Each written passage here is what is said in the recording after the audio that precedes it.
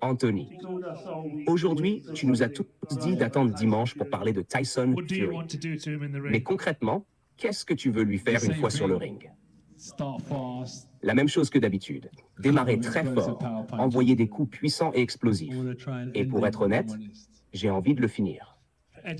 Eddie, qu'est-ce que vous allez faire maintenant pour vous assurer que le combat aura bien lieu? Comment ça, s'il a bien lieu? Qu'est-ce que tu veux dire par là? Je veux dire, qu'allez-vous faire pour vous assurer que tout est bouclé, notamment concernant le lieu du combat?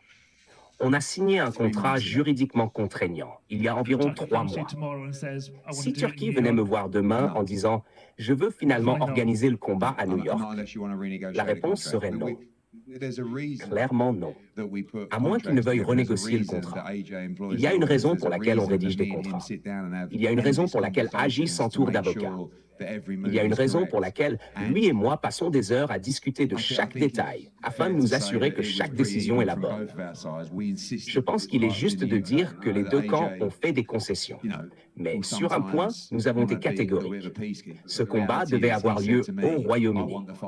AJ essaie parfois de jouer les médiateurs, mais la réalité, c'est qu'il m'a dit « Je veux que ce combat se déroule au Royaume-Uni. C'est un combat britannique. » Et je ne pouvais pas être plus d'accord.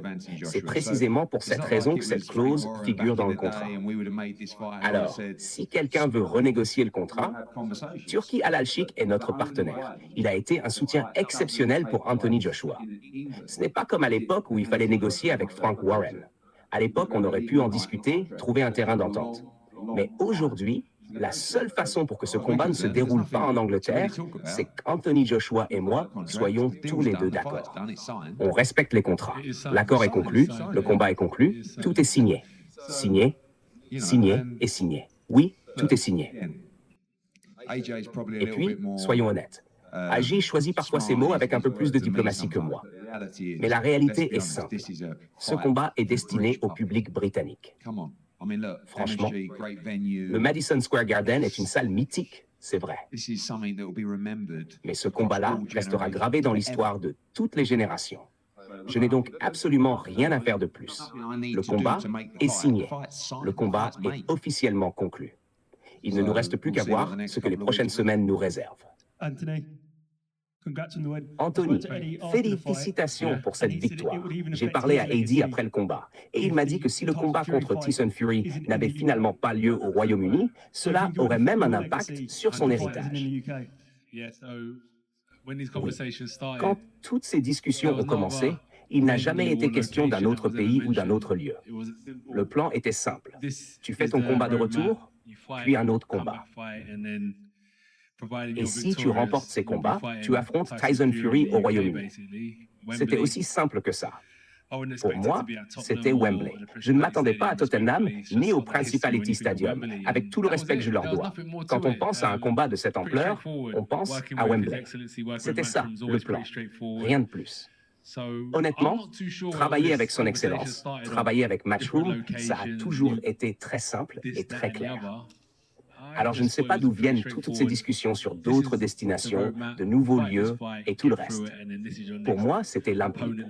Tu gagnes ce combat, puis le suivant, et ensuite tu affrontes Tyson Fury, à l'endroit qui était prévu. Anthony, évidemment, tous les regards sont tournés vers Tyson Fury.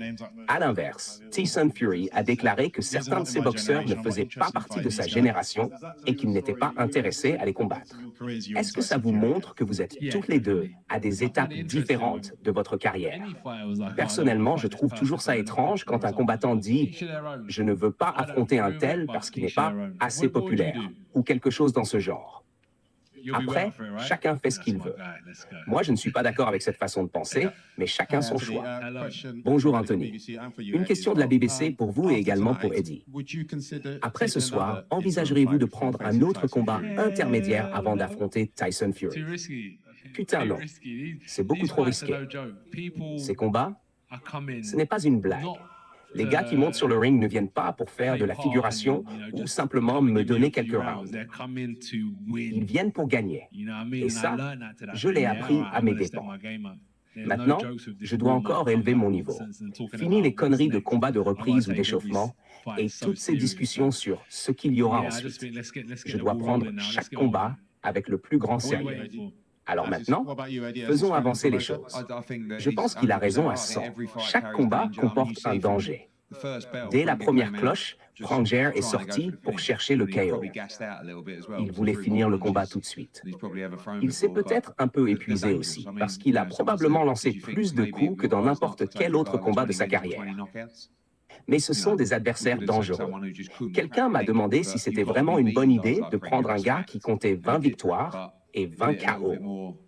On aurait pu choisir un adversaire incapable de casser un œuf. Mais si tu veux être au sommet, tu dois battre des types comme Pranger. C'est un fait. C'est un fait. Et Anthony l'a fait. Même si, soyons honnêtes, c'était un peu plus compliqué que ce qu'on aurait souhaité. Mais il n'y avait aucun intérêt à choisir un adversaire facile. En plus de ça, Anthony s'entraînait avec des blessures. Il s'entraînait en portant encore le poids de sa dernière défaite. Il devait gérer tout un tas de choses. Alors ce soir était un peu particulier. Mais je peux vous garantir une chose, les deux hommes seront méconnaissables le soir où ils s'affronteront. Ce que vous avez vu hier soir de Tyson Fury contre Mariusz Wach, ce n'est absolument pas le Tyson Fury que vous verrez face à Anthony Joshua. Et ce que vous avez vu ce soir d'Anthony Joshua, ce n'est absolument pas celui que vous verrez contre Tyson Fury. Selon vous, qu'est-ce que vous pourriez faire avec Pranger si vous travailliez avec lui? Quoi? Moi? Eh bien, je vais travailler avec lui. Je ne déconne plus, putain. Je sais ce que j'ai à faire. J'ai énormément appris. J'ai apprécié cette expérience. Et j'en ai aussi appris beaucoup sur moi-même au passage. Avec tout ce qui était en jeu, qu'est-ce qui vous a traversé l'esprit lorsque AJ est tombé une deuxième fois dès le premier round? Et vous parlez souvent de vos échanges et de vos pics avec Turki. Je voulais savoir si vous aviez parlé depuis le combat. Eddie, non, on ne s'est pas parlé ce soir. Pour être honnête, quand AJ est tombé, j'ai vraiment cru que c'était terminé. Après le premier knockdown, j'ai regardé le chronomètre. Il restait encore 2 minutes 30 dans le premier round. Puis il est retombé une deuxième fois. Et là, c'est une sensation bizarre. Je me suis demandé, est-ce qu'il est revenu trop tôt? Est-ce qu'on a fait une erreur? Puis je me suis mis à repenser à tout ce parcours. Je me suis dit, quelle aventure, quel chemin parcouru. Ça y est, c'est la fin. Ensuite, j'ai de nouveau regardé le chrono. Il restait une cinquantaine de secondes. Et je me suis dit, tiens bon, trouve juste un moyen de retourner à ton coin. Les gars dans son coin ne parlent pas un anglais parfait, mais on pouvait les entendre pendant la retransmission. Leur consigne, c'était « reste dans le combat ». Ça ne paraît peut-être pas être l'instruction la plus technique du monde, mais au fond, ça voulait simplement dire « continue de te battre ». Et je pense que toute l'expérience qu'il a accumulée au fil des années, toutes les fois où il s'est retrouvé en difficulté avant de s'en sortir, lui ont permis de faire exactement ça. Les gens auront toujours quelque chose à dire. Mais la réalité, c'est qu'avec encore 2 minutes 32 à tenir dans le premier round, qui aurait misé sur une victoire d'Anthony Joshua à ce moment-là. Sa cote devait être de 200 contre 1. Franchement, pour quasiment tout le monde, c'était terminé. Pas pour moi. Peut-être pas pour vous, mais pour la majorité des gens qui regardaient le combat partout dans le monde. Et heureusement que ce n'était pas votre avis qui comptait. Non, je veux dire que c'est vous qui avez réussi à renverser la situation. Mais je parle de la cote. À ce moment-là, Anthony Joshua était le plus grand outsider imaginable pour revenir et gagner ce combat. Et c'est ce qu'il fait. Parfois, on fait des erreurs. Mais je vais vous dire une chose. Chaque combat est un véritable ascenseur émotionnel. On vit tout au bord de son siège.